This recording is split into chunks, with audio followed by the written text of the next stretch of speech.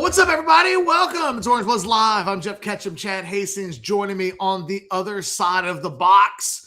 We're going to be with you talking Texas football, talking a little Texas A&M football, probably annoying some people, but it's Thursday and it's kind of boring. And it's February 19th, and we should do some stuff to stir the pot a little bit.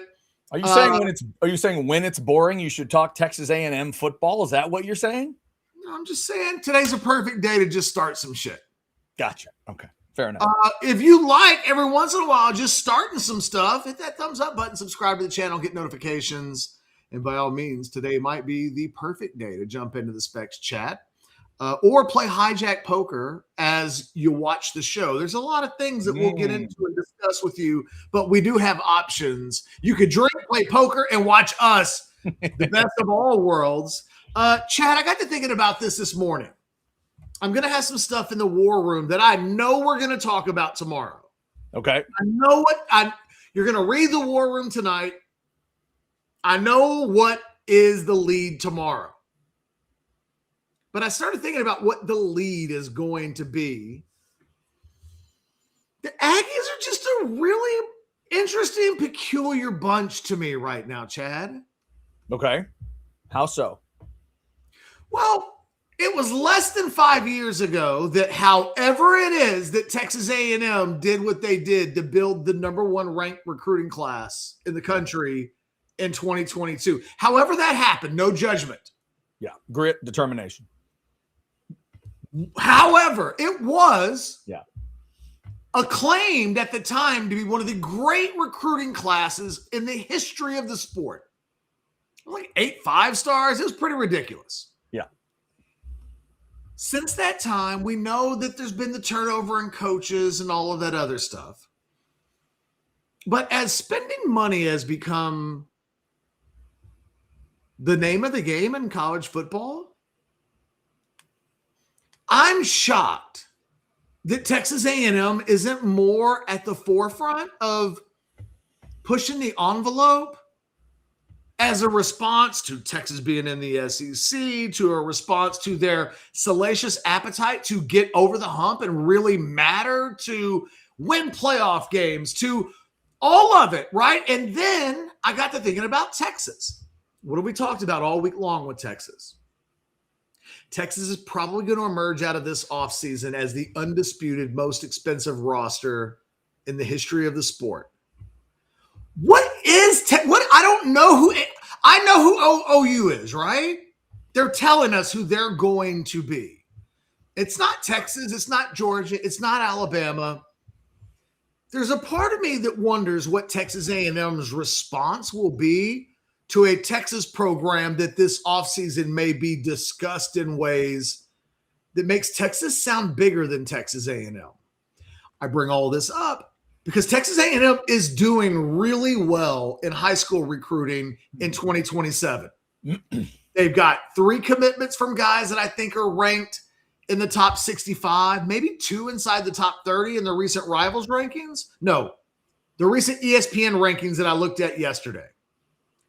They're in on John Meredith. They're in on Kennedy Brown. They are seemingly in the catbird seat, it looks like, in recruiting in 2027, except I still don't know who the Aggies are. Are the Aggies a program that should be absolutely feared of? And if so, what have they really done since spending money became legal that should make Oregon nervous or Texas nervous or an LSU team with Lane Kiffin nervous? I am a little bit at loss as to who your Aggies are in this college football spending landscape. But I got to be honest, considering they've never had an enthusiasm issue with this part of the game, I'm a little surprised that there's not a constant back and forth with Texas and Texas A&M a little bit more than I think we've seen through the first 12, 18, 24, 36 months of this world that we live in, Chad. Yeah, it's weird. During the 12 years where they weren't playing, all you had was recruiting. And, we would talk about that was the only battle It was run your mouth and run the recruiting and all that stuff. And I'm with you to a degree. I figured when they were in the same conference, we were really going to see the battles heat up. And we were really going to see this fire between the two and just kind of sit back and enjoy it. The simple way I would say it is I'm a little surprised that the Aggies don't feel a little more like Texas Tech right now. A little more, and just from the, we don't care, push the money side of it. But, I'll go back, Catch, to Mike Elko trying to figure out, I think he's trying to answer your question of what they are. I don't know if he could exactly tell us today. Well, I thought 5 years ago they were going to try to be Georgia and try to be Alabama. Right. That's what it felt like under Jimbo. And it just still feels like remember when Mike Elko made a reference supposedly to Jimbo that he said wasn't about Jimbo and everybody freaked out? Like that era is so weird for Aggies, I think, to talk about and think about. Like, Catch, they had T-shirts for the man. I've never seen a college football team throw T-shirts out for their new coach. Like, they loved Jimbo. They loved him until it wore off, because it always does with Jimbo. And now Elko's trying to figure out what's the substance. What makes them them? He's just not a flashy coach. So it's like, can I insult you for a second? Sure. And I don't mean you, Chad Hastings. Look, I grew up a Baylor fan, okay? Uh-oh. Whoa. What'd you do? I didn't touch anything. I don't know. Okay. I'm not pushing anymore. I didn't do anything, Chad. I swear I wasn't touching anything. It just happened. My hand touched my desk in the vibration from the desk. I saw what happened, and I think I fixed it. So just don't touch anything else. Well, I don't know how you fixed it, so I think you did it. Either way, that I didn't do it is I have no idea what in the world needed to be done to fix it. All right, so look, as a Baylor fan growing up in the 80s, right? I mean, I can remember my first college football game, Texas A&M and Baylor in 1983, I believe, at the old Baylor Stadium. Mm-hmm.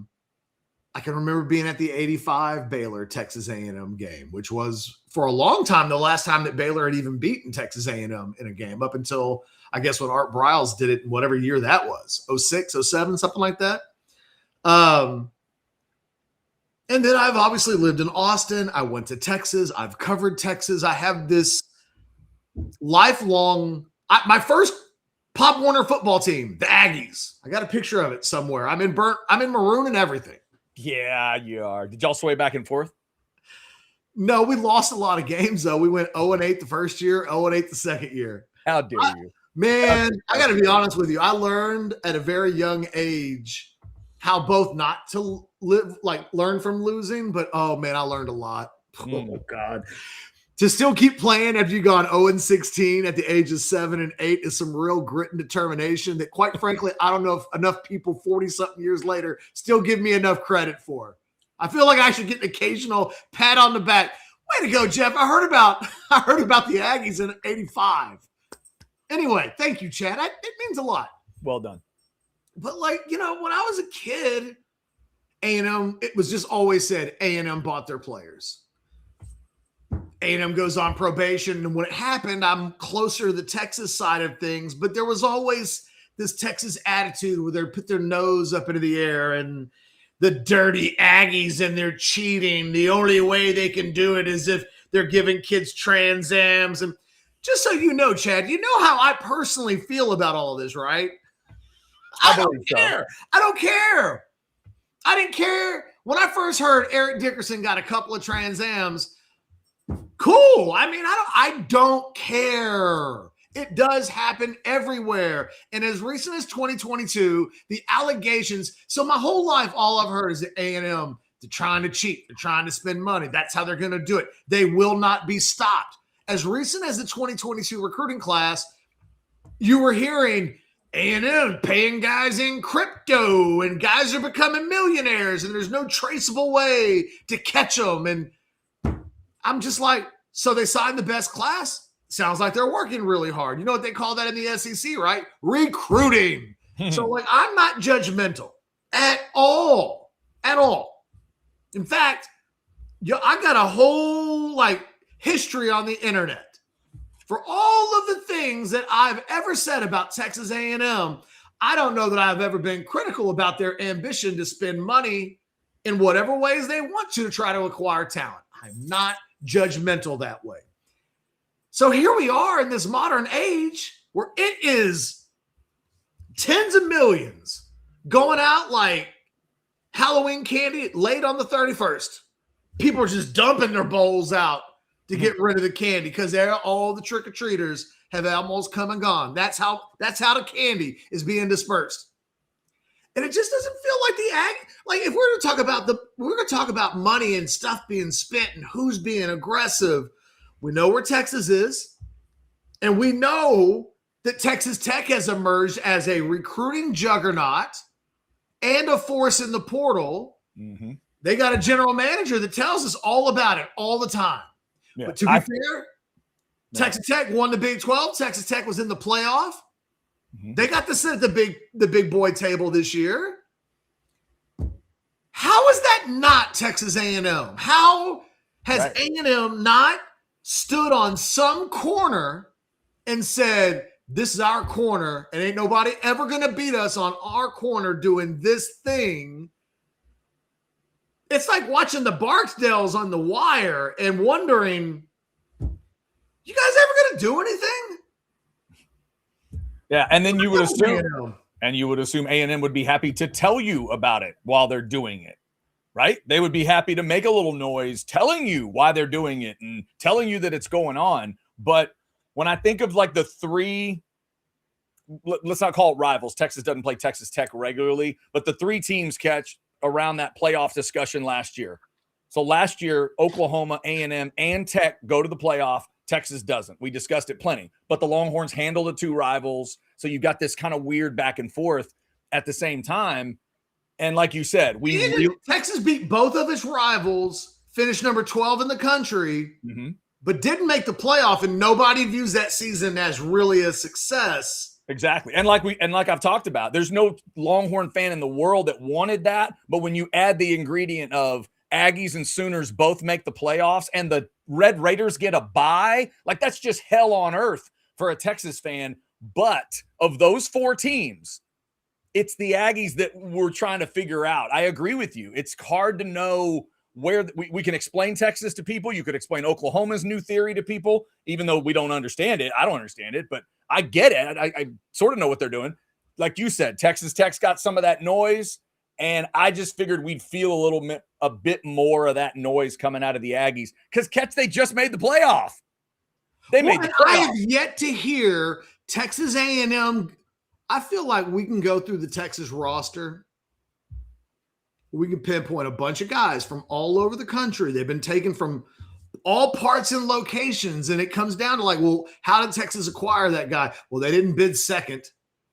Right. I feel like we talk about a lot of guys on the A&M roster and go, well, why did they get that guy? Because they refused to be outspent for that player.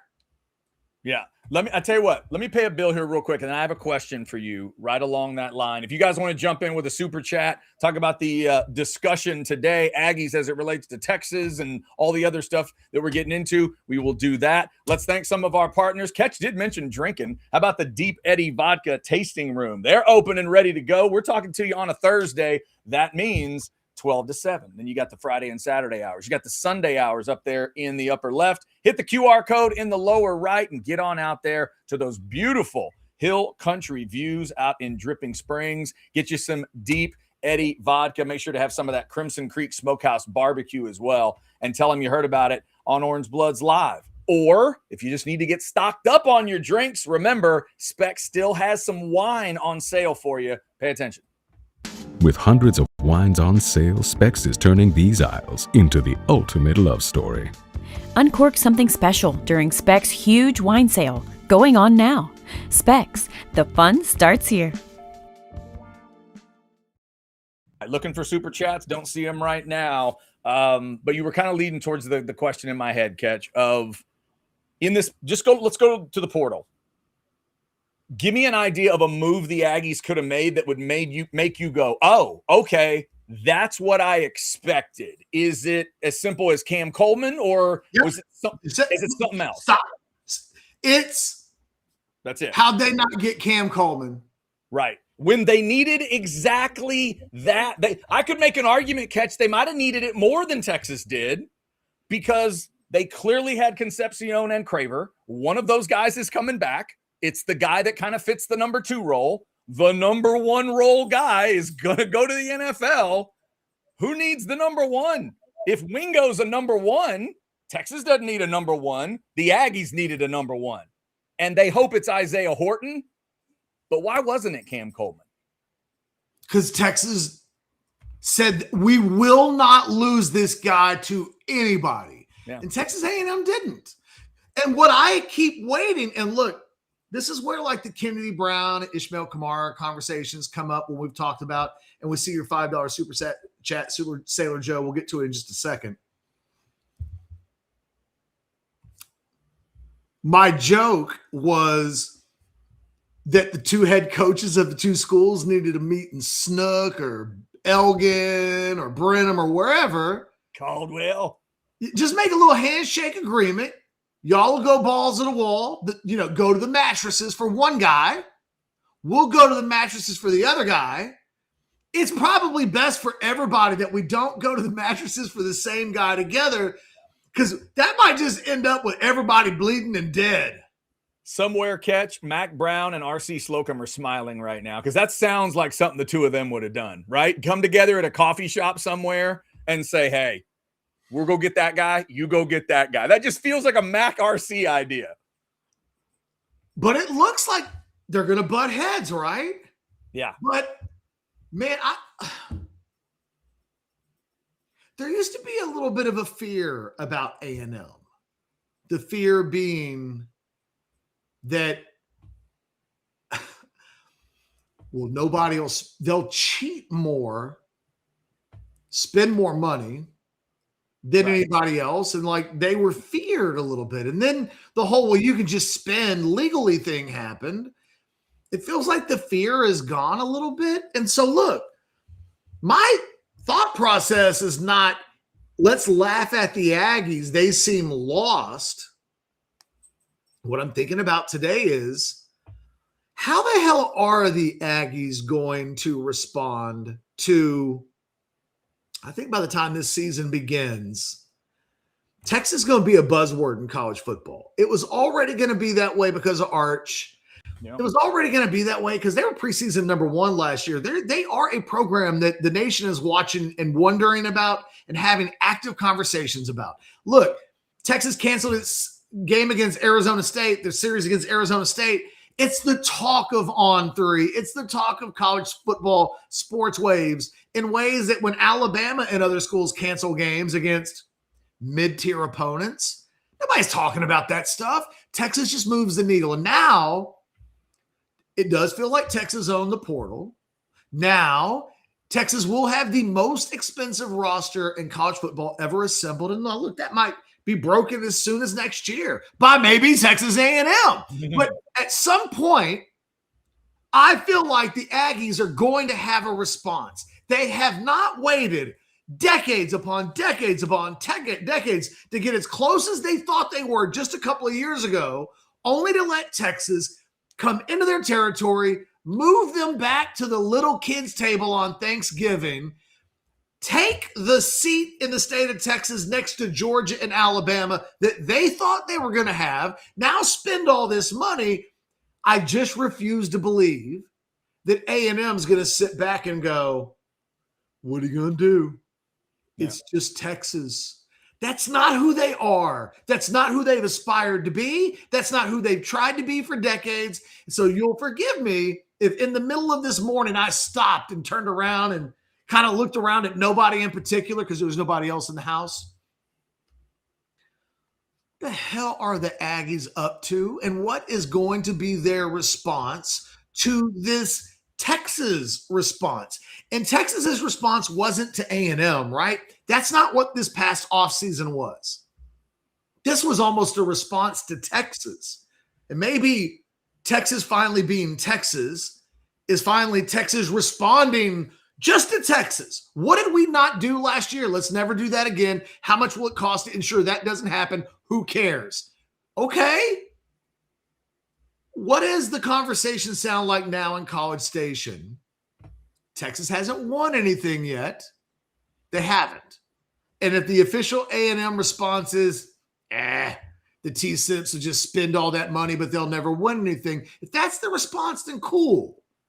That's just not the response that I feel like 40 plus years of I was an Aggie before I was anything else. I literally have a football uniform on. It has the Aggies Central Texas Bank of Waco. I don't know. I can't remember what it was. It was a bank. Aggies. I was an Aggie and a Bear and a Longhorn. I'm like a joke. I'm like one of those, what happens when an Aggie and a Longhorn and a Baylor Bear walk into a bar together? That's kind of been me. None of this in the last couple of years. And I say that with respect to an A&M program, Chad, that they still recruit well. You know, they still got a 5-star out of California last year. This isn't about whether or not A&M is capable. It's about, I'm a little surprised that we just don't hear A&M being a force, even as much of a force as Texas Tech, as I thought we would in an era where like A&M is being told, hey guys, y'all can now just spend as much money as you want to. There's no one supervising things anymore. Whoa. We can do suitcases of money under the table and nobody will notice. No, I don't think you understand. You can now give more money that fits into a suitcase and you don't have to do it under the table anymore. Set it on top of the table and you can open it up like in the movies. You can open it up. You can have Bentleys out in front of your campus on Saturdays if you want. There's no restriction to the gaudiness that you can participate in with. And I don't know. It is just today's whole show is me just saying it's kind of a surprise that the Aggies haven't been a little buck wild more. Yeah. With regards to this new era we're in. Sailor Joe, we see that super chat. Like Ketch said, we are going to get to that super chat. Let me give Hijack Poker a little love. Ketch said it. Now I'm going to show it to you. Hijackpoker.com. Get $20 in the bonus when you get signed up. Online poker all across the great state of Texas. Just get that QR code, put it on whatever device you want, and get to playing. And if you want to go play in person, remember to hit Texas Card House at one of those 6 locations at the bottom. And when you check in, say Orange Bloods. Make sure you say it. Maybe say it a couple times. Orange Bloods, Orange Bloods. 1 month of free club membership and 2 hours of free poker play when you mention Orange Bloods. Thanks to Texas Card House for being our sponsor each and every day. Here's that first super chat of the show. $5 from Sailor Joe. Question, I believe both are good, but which would you prefer? 2 running backs who combine for 1,000 rushing yards or 1 running back being 1,000-yard running back? Oh, I think I know Ketch's answer here. Mr. Ketchum? Which would I prefer? 2 running backs who combine for 1,000 yards or 1 running back being so the numbers are exactly the same and you're just asking me, yeah, would I rather have 2 guys? Would I rather have 2 guys rush for 500 yards apiece or 1 guy good enough to have 1,000 by himself? That's the question. I want Sailor Joe the answer that provides me the best player. Best yards per carry. If 2 guys can combine just for 1,000 yards and average 6 yards a carry and be super explosive, I don't care. I don't really care about the rushing total number as much as when the season's over, do we look at what a guy did and go, did he score a bunch of touchdowns? Did he scare the shit out of defenses? Did he play big in big moments? Was his yards per carry on like I want like a bunch of boxes to be checked. The rushing yard thing is not the thing I'm worried. I'll tell you this. I'd rather have 4 guys rush for 800 yards apiece than I would rather have 2 guys rush for 1,000. Like, I don't mind having multiple guys. I just want the best guys. Yeah, my gut is to take the one guy for 1,000, but that is just me, Sailor Joe. Interesting question though. I mean, if you get the yards, you get the yards, but that's it's a good breakdown on that. Because I think those two guys are going to combine for 2,000 yards of all-purpose offense this year between them. So some others. Yes. Yeah. So interesting that it would be like one of the. And he just went with rushing. Easily for me. Right. Sailor Joe just went with rushing. If you throw in the whole kit and caboodle, that would be interesting. If you're throwing in the receiving yards, all the total stuff that from scrimmage. And because I think these two guys might combine for like 1,600 yards rushing, but maybe they don't have 1,000-yard running back. I don't know. Like I really believe they have a running back talented trio that who leads the team in rushing. I think this is the most timeshare backfield that I can remember on a good note. Man, this will sound like hyperbole because of the players involved in it, but their numbers weren't gaudy the year that I'm about to bring up. But in 1995, when Texas just had Ricky or Sean Mitchell or Priest Holmes carrying the ball on any given play, as much as everybody loved Ricky, nobody was ever tripping. All those guys, every time they played, you'd go, man, if one of these guys, ask Nebraska if Priest Holmes could serve up a two-piece and a milkshake on them, right? Those guys would just kind of come and go, and all of them you would look at. It's almost kind of stunning that Sean Mitchell didn't make it in the NFL, because you would watch those guys in college and just go, any of those guys on any team in America could probably be the best running back on the team.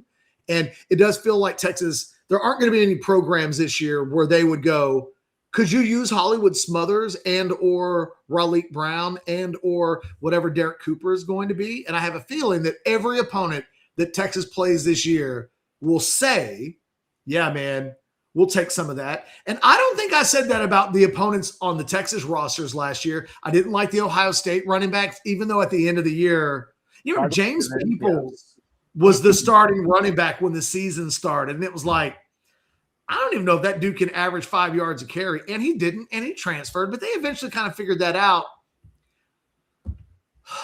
LSU will have Harlem Berry and Caden Durham. But I don't know that those two guys outperform the guys that Texas had a year ago. If you think through the schedule, I don't know that there's anybody on the schedule that'll come into the season with a better trio of running backs than Texas will have this season. That's a far cry from where we were a year ago. And I get, the one thing I'll say, Chad, when people are like, stop worrying about left guard, because as bad as it might be, the difference this year is that there are guys that can make guys miss in the backfield. There are guys that can make guys miss in general. The elevation of talent, you know what? We're going to get the ball out to Ryan Wingo fast. We can get to Cam Coleman. We don't need Larry Allen to be the left guard. We just need someone who's not going to lose the game for us. Right. We got guys that can win them, which wasn't the case this year. I don't know that I fully agree that at the end of the season in a national semifinal or a national championship game, that problem wouldn't rear its head potentially in a really problematic way if you're putting in a below average player in that position. But there's no question that the talent level and the skill positions this year at running back are a far cry from where they were a year ago, when we were pretty open on this show talking about how much of a jag that group looked like on paper. I rolled my eyes when Trey Wisner was named first team all SEC at the start of the season. Yep. I refused to say that I thought CJ Baxter could show up off of a major injury and just be the guy. I did say I thought Texas would play for a national championship, so let's not pat me on the back too much. But there are elements of this team, while I got wildly wrong, a.k.a. I thought they would beat Ohio State in Columbus, and I was wrong. But there were a lot of things about this team, the offensive line, the running backs, that we did have our fingers on the pulse of. That group was never stellar. Once Jaden Blue got left, they lost all the dynamism inside that group. And what did they do this offseason? set Derek Cooper aside, they went out and got two guys in Hollywood Smothers and Raleigh Brown that you could make a case if either of those guys had been on the 2024 team instead of Jaden Blue, because of the whole with the ball thing, Texas might have won a national championship in 2024 with the best version of the two guys we just saw from their seasons a year ago. So that's there's so much reason. And how does A&M let that how's A&M how's Texas getting a pair all conference running backs from major Power 4 conferences? And it just doesn't feel like I think the whole purpose of the show is to just kind of go, what's A&M doing? Now, maybe now, Chad, the warning sign could be we're about to kick y'all's ass in 2027 recruiting in ways that you guys can't even comprehend. Okay. Right. Yeah, that haven't seen it yet, but maybe. Yeah. And to get back to that, it was a couple of chats I wanted to hit. First off, Tej, I just thought this was entertaining. Aggies waited 12 years to get into the playoffs just to kick a field goal. And it was a low-scoring game. I'm being more respectful, Chad, than I want every Aggie out there to know. Low-scoring game. You know what I actually feel like today, Chad? It's a windy day in College Station. Yes? What's that? I feel like an Aggie. For the first time in my life, I really feel like it's what it's like to be an Aggie. Because the question I keep asking myself is, why are we not expecting more of ourselves? And it does feel like that is a question that A&M fans have been asking about themselves in every sport. And to their credit, when A&M really succeeds, right, when they win a national championship in somewhere and flex, it is a reminder of their capability as an athletics powerhouse. They can do it. They've done it. I just watched the football program right now, and I go, y'all aren't bad. But why isn't A&M in the same conversation right now with Texas Tech? Okay, let's get to this chat because I think it speaks right to it. I want to know if you're hearing this kind of stuff. UT guy says Texas makes good on its NIL deals. Aggie strings them along and lies. Back to the 2022 class, Ketch. There were some discussions around that group. Things got out on social media when it broke apart about, oh, y'all think they pay us, or, oh, y'all think we, oh, you got your money. There was a little bit of that. And it kind of, I don't know, factored into Jimbo being done. And now Mike Elko is maybe trying to fight off. You hear those discussions where it's like, hey, Texas pays its bills. Texas pays its NIL. Texas Tech brings the red and black checkbooks. But people are nervous about the Aggies and NIL, like it's not happening. Are you hearing that stuff? No, that's not fair. That was a thing that was being said. Not really that was being whispered by active A&M players as they were heading out the door. Right. Which was a horrible look. We talked about it at that time. It's such a terrible look. But that's not a theme that it's been a couple of years now since that was even an issue. Ever since this thing, I've not one time in this newest era where the payments are above the board, I've not heard a single time of Texas A&M not paying its bills, of not having the money. And understand what I'm saying about Texas A&M. They probably spend, I have no doubt they spend a top 10 in America amount of money on their football program, their players, all that stuff. Mm-hmm. That's not the point. The point is they're kind of being overshadowed a little bit, just a little bit, in high school recruiting and the portal and the way programs are being talked about in ways that is a little surprising to me. I will just say it like this. A&M, you know what? I'll give you, look, here's the perfect example, Chad. Kennedy Brown, the offensive lineman from Kingwood. A&M's been recruiting that kid harder than Texas. I've talked about it on this show. Mm-hmm. I've had people from Kingwood with burnt orange connections tell me, oh man, Elko, the people around here, like Elko won't stop. He's here all the time, trying to be seen, letting Kennedy Brown know how bad they want him. A&M is in his top 2 right now. They are working Kennedy Brown. And he's not the only guy they have, but they're working that kid overtime. Texas, as a byproduct, is acknowledging that they're getting outworked. We're not recruiting that kid as hard as A&M is. Now, I'm not talking to everybody who's okay with that. Mm-hmm. Not everybody in the program is like, yay, we're not trying as hard. There's like an urgency. We're not doing as many junior days and events. And kind of cool that we're not getting kids on campus as much. Nobody's really doing that. But there is like this quiet, y'all keep talking now. Ask the schools that were recruiting Derek Cooper what it was like when we decided to put the hammer down, like were we a program to be feared or not? It kind of feels like they think with I think Kennedy, but the issue will then be, do they just not totally butt heads on this? Do they feel good enough about Kamara? They just kind of maybe let Kennedy Brown go off the Texas A&M if they feel like they're getting their other guys, Brian Swanson among them. Mm-hmm. Or does Texas go, fuck it, Kennedy Brown, here's $2.8 million. Just say no. And does A&M at that point go, well, our offer was $2.5 million. And like, I guess if Texas is going to offer $2.8 million and he wants to go to Texas, all shucks, I guess we should just move on. That's not, I keep waiting for the historic moment. And I thought, Chad, it was going to be Cam Coleman. Right. I thought those two schools would both say, I'm not blinking. And it would turn into one of those deals where like two men have a staring contest. And it's just like, right. It's the poker game. It's the poker game in the movie. I mean, it's Matt Damon and KGB right to the end. I will not blink. Blinky over here can't stop himself from blinking. But no, I can't. No, my head will dry up. I have to blink. But I thought Cam Coleman would be the moment where those two sides would say, I'm not letting the other one pump me out for this guy, because people will talk about it for years to come, right? Yeah. And all right. It felt like A&M just kind of went meekly in that competition. It kind of petered out. So that was the portal version. Let me ask the recruiting version, because you've hit both names. What would it tell you if A&M gets Kennedy Brown and Kamara?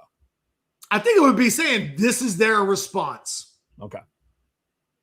This is the question. Then becomes, how did A&M respond to what Texas is doing and what Texas Tech is doing? And the answer might be, well, we went out and signed the number one recruiting class in the country. We got both of the offensive linemen that you wanted. We kicked your ass in high school recruiting. You like apples? How you like them maroon apples? Like that is a possibility. And that is a little bit of a warning sign. Like, I know this may sound like I'm calling out the Aggies, and I am a little bit, but this is more of a warning to everybody. Do not sleep on what might be a festering, angering group of Aggies who really just don't like how all of this has been playing out recently. How come we made the playoffs and Texas Tech is getting all the attention inside the state of Texas? How the hell did that happen? Like, I don't know what's going on in Aggie land, but my expectations for Aggies has always been, well, if they get mad, they'll spend a bunch of money. They gave Jimbo $100 million. Right. Still giving him some. Still got to. For a while. Right up until, by the way, Catch, the series, we didn't say this when it happened. The series Texas just canceled with Arizona State was set to begin after the Aggies are done paying Jimbo. I would like to state that very clearly. Just after the season, after they would have been done, after they're going to be done paying Jimbo. I do wish these schools would, and maybe it's a contractual language and like Texas has to pay a fee. And so they have to officially cancel them instead of rescheduling them. I would rather see these games just rescheduled, like on hiatus indefinitely until we can make it work. But still, like, kumbaya, we want to play you. You guys want to play us. We do want to experience the tremendous pageantry of Arizona State football. We want to play golf and go to the strip clubs. Like, we want to do all these things that you do when you go to Scottsdale. I want to see it. I love Arizona State's gear. I love that Arizona State uniform. I always Hey, we all want to go check out Arizona State, just like we all want to go to Baton Rouge and Oxford. There are reasons. That's it. It's why would they play the games? I saw the basketball version the other night. My favorite Big 12, like new Big 12 get together, is Texas Tech, Arizona State, because there's no way that's not a good time. Either out there, out in Arizona, or in Lubbock, those two groups get together and they party hard. You got to be careful when you do it. There's so many illegitimate children either being aborted or born within 9 months of that series. Yeah, bring your morning after pill should sponsor that rivalry. bring your protection, bring your ointment, bring all of it. But it turns into the winter. Did you hear that? I love every year there's a winter, like there's an Olympic Games. Gotta have a condom. Always happens. Condom story. Yeah. Always happens. Every time, whether it's the Winter or Summer Olympics, there's always a story that they ran out of condoms. Every 4 years, which is weird. At some point, Catch, you would assume that Trojan or an upstart, that a condom company would say, okay, this year, like 2028, there should be a condom company already in line with the Olympic people saying, hey, here's what's not going to happen in 2028. Here's what will never happen on our watch. There's going to be a story in every newspaper, and it's going to say condom surplus at the top. That's what it's going to say. Plenty of condoms, bowls of condoms in the Olympic Village just for your use. I feel like Arizona State and Texas Tech, if they decided to combine forces, could give an Olympic Games a run for its money. Absolutely. Yeah, no, that's it. I don't know if I want to go to one of those football games because I don't know if I'm up for it, but I want the documentary. Give me a documentary about Texas Tech at Arizona State in football. That's what I want. I want that documentary. All right. We've never been more on the same page in 20 years in our entire life. I love that game so much. In fact, when it comes on, Catch, the next time Texas Tech plays Arizona State, I'm going to make sure that I put it on a big old screen. Y'all make sure you do the same thing. Trust me, Tom McKay would love that transition from Arizona State, Texas Tech into discussing his company, AV Consultations. They've been doing it since 1988. Call them 255-8678. Make sure you have the setup you always wanted. Make sure you're ready for football season. Make sure you're ready for all the streaming stuff that you watch. Make sure you're ready for the 2028 Olympic Games, which will hopefully have enough condoms, more than enough condoms. Come on, somebody get on that. 255-8678 or go to avconsultations.com. Mention that you heard it on Orange Bloods Live. I would appreciate that. And Tom would appreciate, hearing about it as well. It'd be fantastic. All right. So Catch is trying to figure out the Aggies today, and then we somehow diverted into Arizona State, Texas Tech. That was really weird. But Tech has been a part of the conversation too. Because we got there because both of those schools have been in the playoffs. That's true. Yeah. And Tech has their thing. They have good-looking women. I mean, ultimately, it was about frivolous sex and co-eds, I think. Yeah. Here's one of the things. We can get Matthew Berry back on the show, but I think he would embrace the fact that Arizona State's kind of known as. Oh, he knows. Yeah. Anything goes, you. Yeah. I mean, come on. And look, to be fair to Texas Tech, that's kind of Texas State more than Texas Tech. I mean, right. Like you can go down to Texas State and they're like, the river's an interesting place to be on campus. The river's something. Certain times of the year. I had to think twice about letting my kid go to Texas State when I saw the river. Like, whoa, what's happening over at the river? You're like, interesting choice for parents' weekend. I have a feeling I know. Every time I see my daughter, the paler she is, the better I feel. You know what I mean? Like, it's as soon as if my daughter walks in with some kind of golden glow that she hadn't had before, I'll be like, all right, we need to talk. The thing is, like, I had people forever be like, you didn't go to Texas, you went to Southwest Texas or Texas State, it was Southwest Texas at the time. And I always feel like, well, that if that were true, I would not be insulted by that because that would have meant I had one hell of a good time during my college years. Like I just have never felt the insult for you didn't go to Texas, you went to Texas State. And all I can think to myself is, man, my college years at Texas were actually kind of boring. I do feel like if I'd gone to Texas State, they'd have been less boring. Oh, yeah, you'd have been fired up. Also less boring. This is another good event. World Cup. No, thank you, Mark. Here's another one, Catch. The condom company needs to dial into that. Let the World Cup know nobody's running out for the World Cup. We got plenty. Cup runneth over when it comes to World Cup protection. I'm gonna move on from World Cup discussion. World Cup's got me concerned about a whole bunch of stuff, Chad. You got a lot of issues. Okay, you got a lot of World Cup issues. Okay, we'll just center back in on we go down the World Cup rabbit hole, and yeah. So give me this sense, because in discussing like sort of where the Aggies are, let's lay it out again, right? They had hold on. Okay. What does this mean? Arizona State is the Texas State of USC. What? What? That's deep. It's deep. That is there's depth to that. I'm trying to understand. All right. Okay. I'm going to be thinking about that the rest of the day, Chad. Yeah. Now, for the record, that's the matchup I'm upset they got broken apart, because the USC Arizona State games were interesting. I don't care where you play. You send the Arizona State crowd to LA? Oh, my God. Or the USC people go out to Arizona? I mean, that had to be. You know what they say about the Indiana-Purdue matchup and rivalry, right? That somebody gets a weird trophy. What do they say? Whatever it is, they don't. I don't know, but whatever it is, they don't say what they say about Arizona State and Texas Tech and Texas State and USC. No, they don't. No, they don't. We need to get Matt Berry back on the show and get him hammered and just have him tell every Arizona State story he knows. That's what we need to do. So what was my question going to be for you? Oh, the Aggies.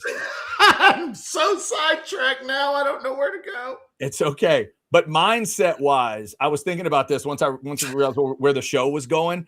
Catch, let's think about this. They had a season last year that I would say was successful. I agree. I was going to argue it wasn't, but Jason Sukamel argued me the other way. Even though they didn't live up to the seed. You're talking about A&M, right? Yeah. That's a success. They had a different bar than like a Texas did. Getting to the playoff is a success. Okay. Got there. Obviously didn't perform well. Lose a clunky game, but lose to a team that went on a run. Lose to a team that ended up in the championship game. But, of course, you didn't beat your rival. You didn't beat Texas. But overall, the rest of it, like there was some good stuff throughout the season. So for you, like right in this time period, this spring, summer, recruiting, getting ready for next season, like what should the focus be? If you're counseling the Aggies right now, what should the focus be? Is it just put your foot on somebody's neck when it comes to recruiting? What is their mindset right now? Well, I mean, what's the goal? And I had this thought exercise with Texas all the time, because there are more Texas fans after this past season who are like, look, if we are 10 wins a season, make the playoffs every couple of 4 years, make a run at a national championship season every fourth, fifth year, but we're constantly winning 10 games, like I'm happy. And I kind of bug eye a little bit at that, right? Because that is not historically what I hear the most passionate Texas fans say. Not that they're trying to be greedy, because it's not that they're trying to even win a national championship once every 4 or 5 years. There's a little bit of like we load up and give it a real go. And maybe that's fair when you consider 2010 through 2022, that there's a little bit of, hey, man, we lived in the 7 and the 8s and the 6s and the 5s.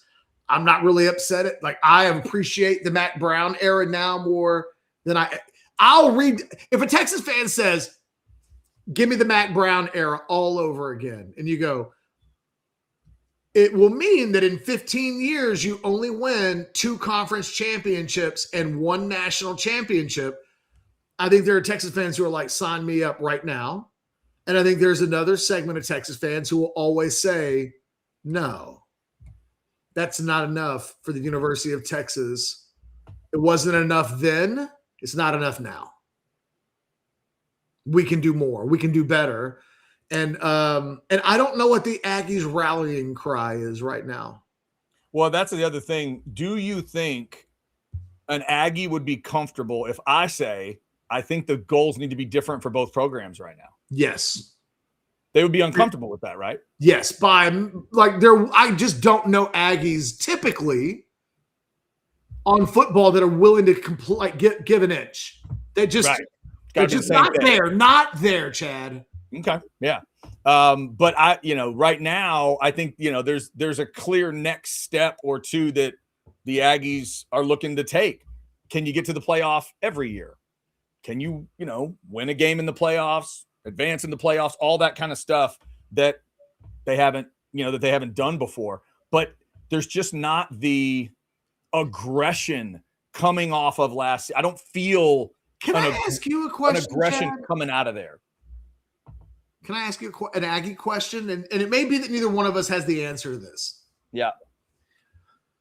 When we talk about Texas in this new era of college football, we're pretty hard on every layer of the elements of the program. We talk about Brandon Harris, and we talk about support staff, and we talk about the money that's being spent, and we talk about what's the best decision. And when Texas doesn't make what we think is the best or smartest decision in the name of competitiveness, in the name of winning, I think the Ohio State game being played in September is a perfect example. Like, we're pretty hardcore. Like, that's not smart. Mm-hmm. I don't know that happens at A&M a ton, right? Where it's like there's a lot of pushback on that. So I don't know. And I don't know that I don't watch Texags's studio stuff. I don't know when they do their shows, are they going into the weeds on the layers of discussion that we do? And it really allows us, because we're so deep into the weeds, to talk about the Texas football program in a way that it's very much like a pro program, I think. It leads to this question.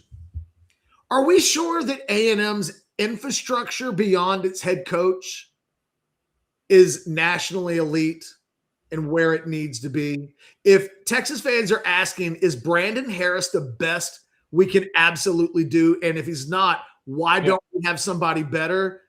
Is A&M asking that same question daily about all of the areas of their program? Or is Mike Elko just not as championship glory thirsty as Jimbo Fisher would at least publicly pretend to be?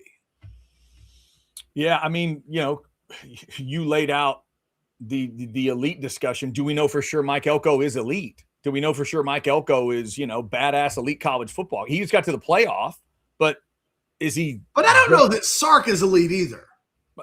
Fair. I'm not even asking about Elko. I'm asking, this is now a 30,000 foot era of watching and evaluating a program.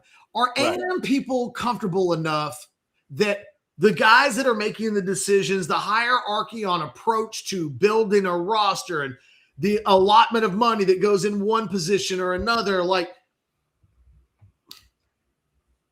how good do we think, and by we, I mean Aggies, how good do Aggies think they truly are behind the scenes?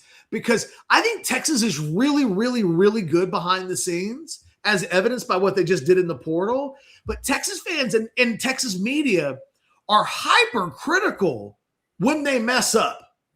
Right. So much so that when they go into the portal this year, what are we talking about? Better not screw up like you did last year. Everybody knows the offensive lineman coach didn't want any portal guys. Everybody knows that they could have gone out and got a wide receiver like they'd done in the two previous classes, but they didn't because they went the high school route, and then none of those guys worked out. And part of that was the position coach voted for, let's lean on the high school guys, forget about the portal. Every Texas fan knows, the hardcore ones, the ones that watch this show, they know who makes the decisions, how it went wrong. And by the time you get to next year, don't repeat that thing again. Yeah. Well, I would happen in College Station. I would hope, Catch, that as an example, this season, there needs to be a really close look at what did A&M just do at offensive coordinator? Did they go out and get the best young, crazy football-minded? Nope. They didn't do that. They went from within, and they made their wide receivers coach their offensive coordinator. That needs to be a huge question to watch. That is a huge focal point with that team. Also, last year, Mike Elko took play calling on the defensive side of the ball. Is he still going to do that in 2026 or not?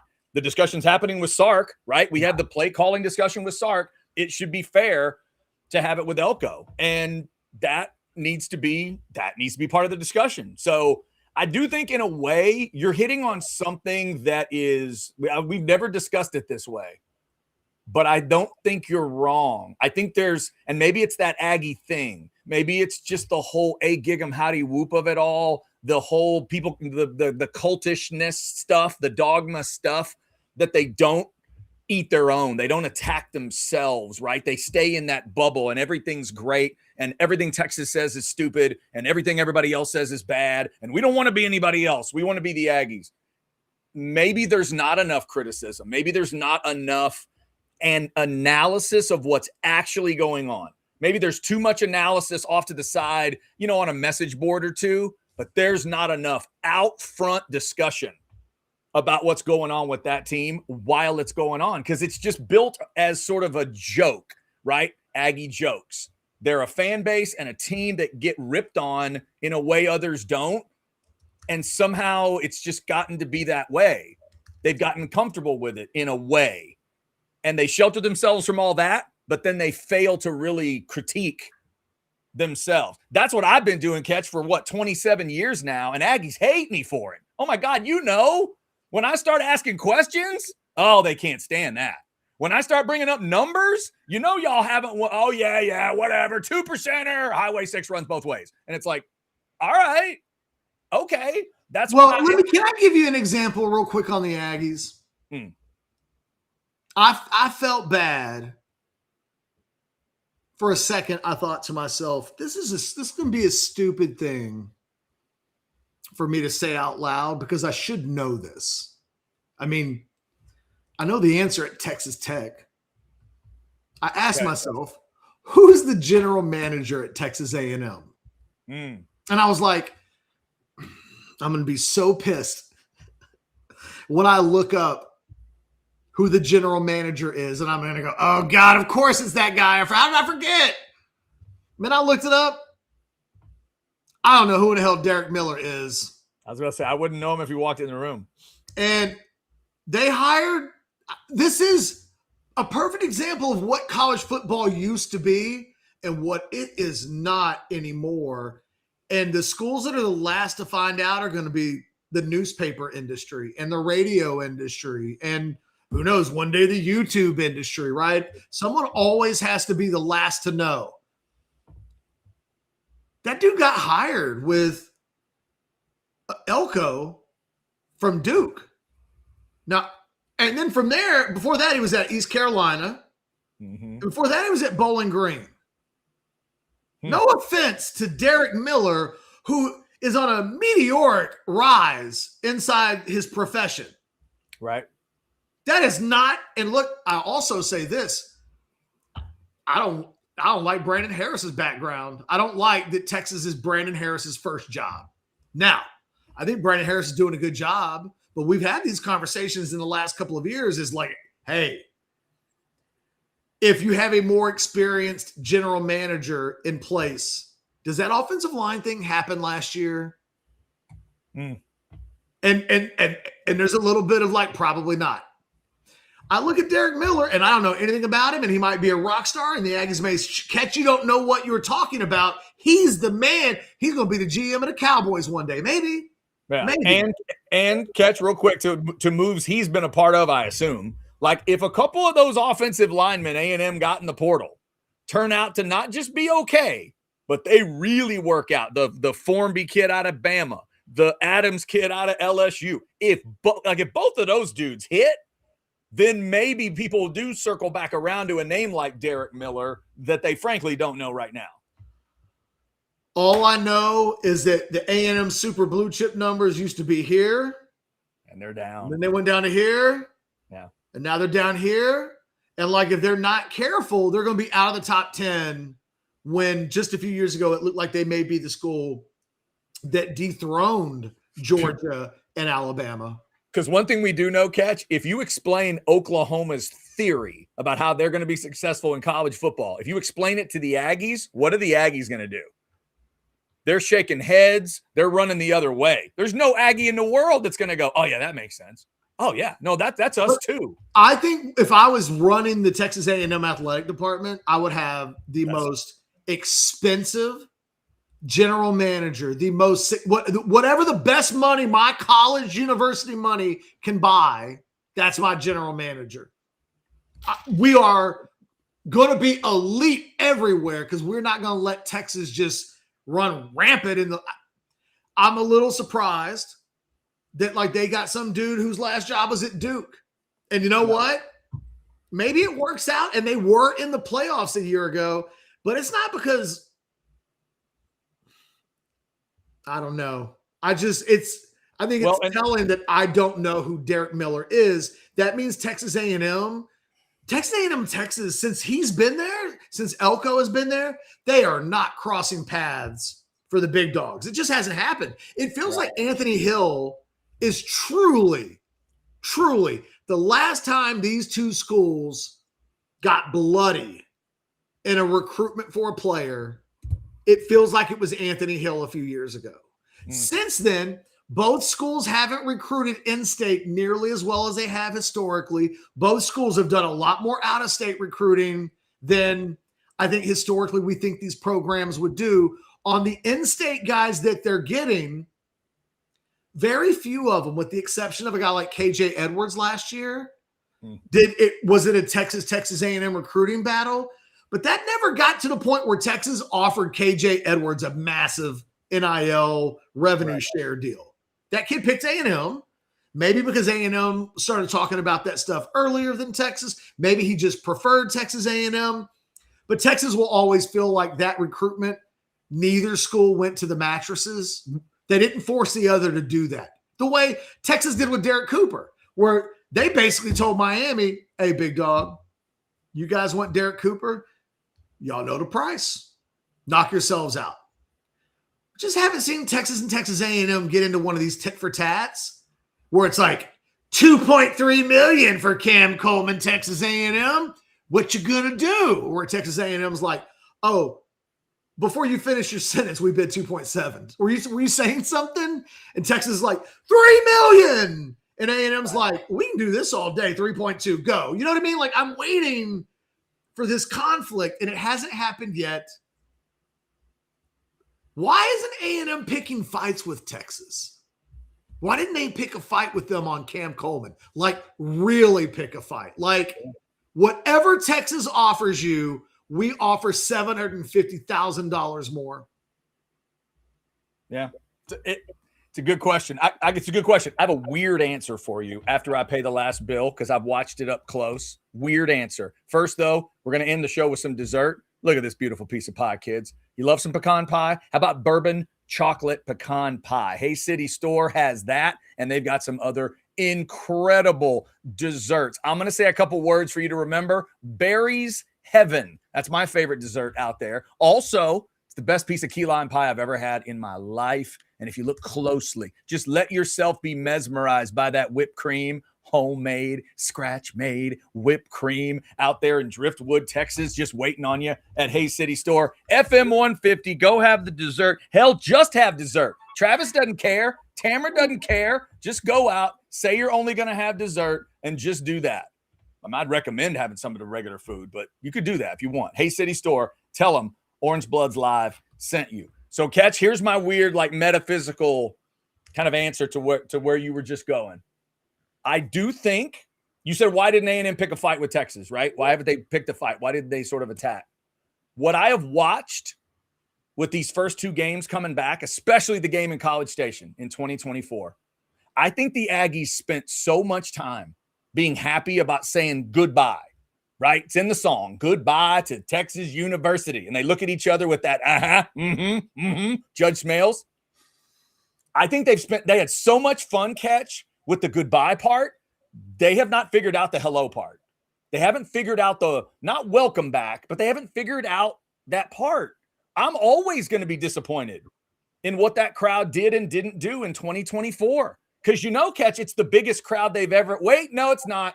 It's like the fourth biggest crowd they've ever had. I see some people mentioning specific names like Ty Anthony Smith. Jonah Williams. How come that recruitment? Now, look, Jonah hasn't panned out yet, but that kid was going to Texas A&M. And Texas showed up and kind of money whipped him a little bit. Like, they got in the game and they put together the best presentation, and he ended up picking Texas, in no small part because of the baseball program dynamics that changed as well. But that's a perfect example of a kid that I'm kind of shocked that just Texas A&M just decided, y'all aren't getting him, not from us. But back to the strange point, Catch. I just don't think the Aggies have attacked the Longhorns coming back as strong as I thought they would. Well, clearly. I thought they would. And think about it, because it wasn't their choice. It was their choice to leave. And in a lot of Aggies' minds, it was, we're going to go blaze our own trail, and we're going to show you what we can do without them. And now Texas has been thrown back into their world, has been put back into their universe. And it feels like Longhorn fans are twice as excited about it, at least, as what the Aggies are. I was in that stadium in 2024. You can brag on it all you want. Go right ahead. But there was something in the air. It's a strange feeling. And from the Aggie side of it, I really hope it ain't there come 2026 on November, whatever the hell it is. The Aggies have got to confront this thing. How big is that game potentially going to be? Oh, it's massive. But I won't let anybody talk about 110,000 until they actually do it, because that's what that one was supposed to be. And it wasn't. And they were supposed to be tailgating early, and they weren't. Catch, they have to turn and face the Longhorns. Yeah, but I'm not. That's what the Aggies have to clear. I'm not picking on A&M fans here. But I think it extends to all of it. It's okay. all of it. It's the money stuff. It's the NIL stuff. It's the recruiting stuff. To your Cam Coleman comment, why didn't you turn to the Longhorns and say, we just hit two monsters last year in the portal, and we are about to out-monster you big time. Get ready, because little brother's got a wallet. Why didn't that happen? It was a perfect opportunity. I expected it to happen. I mean, I was waiting. I was you and I think we were both just like, okay, let's see the fight. Where's the fight? And it was a quick little boom, boom. It was, oh, okay, quick knockout, done. One round. Didn't even go around. I just sat down. It's crazy to me how much they seem to purposefully avoid each other. Because that Cam Coleman, you and I do shows every day together. We don't talk every day about these battles where it's Aggies versus. It is much more limited than that. People are in the chat and they're like, Ty Anthony Smith. I mean, that was a couple of years ago for a 3-star linebacker, right? You kind of forget that Jonah Williams even happened. There's not been. And the last time we had one, it really was Anthony Hill chose the Aggies, and then the Longhorns took him from the Aggies, and it wasn't easy. Yeah. And it feels like that's the last time these two schools went blood and guts on each other. Texas won that one. And now they feel like UFC or boxing fighters that each have belts to some degree. And it's like, well, I'm the IBF champion, so I'm not going to go fight the WBC champion. I'm going to fight the number one. Like, it feels like. Right. We need you're looking for a unification bout. That's what you want. I keep expecting for the lower level guy, no offense, A&M, but to be like, not anymore, not this time. And what I'm saying is it could be happening now in recruiting.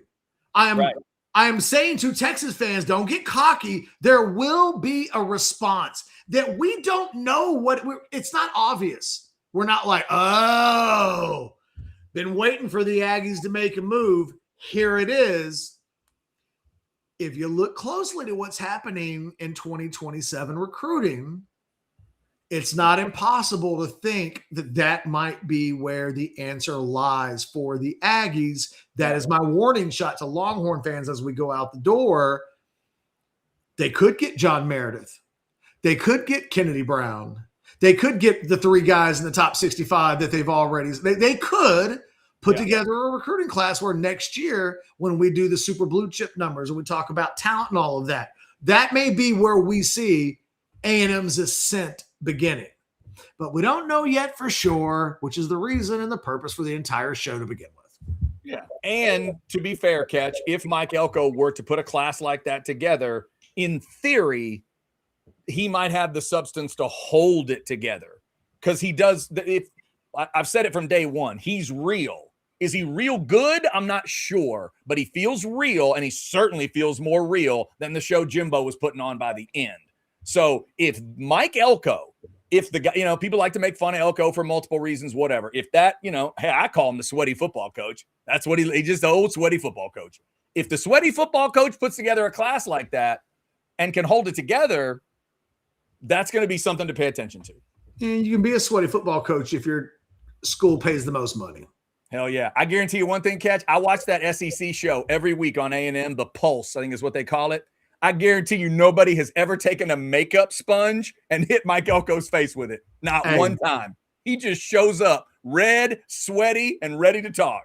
Sark has worn those atrocious, ugly-ass clothes to Texas OU a couple of times. And it ain't stopped him from signing a mother you-know-what. No, man, those kids saw that Burger King suit and went, whatever. Whatever, Sark. I can't hear you. I'm folding dollar bills in my hand. You make that look good, Sark, and so does your wallet. All right, I think that'll wrap it up for the day. You good, Catch? I'm good.